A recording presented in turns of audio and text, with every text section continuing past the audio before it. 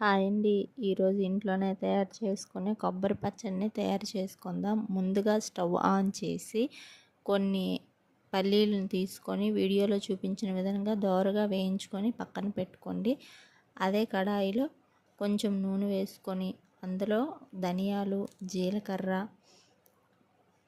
4 ఎండుమిర్చి, 3 పచ్చిమిర్చి వేసి బాగా వేయించుకొని అందులోనే ముందుగా కడిగి పెట్టిన కొబ్బరికాయని చిన్న ముక్కలుగా కోసి అందులో వేసి బాగా కలుపుకొని రుచికి సరిపడా పసుపు, చిన్న చింతపండు, 4 వెల్లుల్లి రెబ్బలు వేసి పచ్చివాసన పోయేంత వరకు వేయించండి.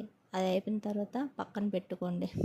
ఈలోపు మిక్సీ గిన్నెలో ముందుగా వేయించి పెట్టుకున్న పల్లీలను ఆ గిన్నెలో వేసి మెత్తగా గ్రైండ్ చేయండి. అదే మిక్సీ గిన్నెలో ముందుగా పెట్టుకున్న కొబ్బరి ముక్కలను వేసి మెత్తగా గ్రైండ్ చేసి పక్కన పెట్టుకోండి. ఒక కళాయిలో కొంచెం ఆయిల్ తీసుకొని పోపు దినుసులు వేసుకొని కరివేపాకు, ఎండుమిర్చి వేసి అందులో ముందుగా గ్రైండ్ చేసిన పచ్చడిని వేసేయండి. అంతేనండి, ఎంతో రుచిగా అనిపించే అన్నంలో కొబ్బరి పచ్చడి రెడీ అయిపోయింది. అన్నంలో కానీ చపాతీలో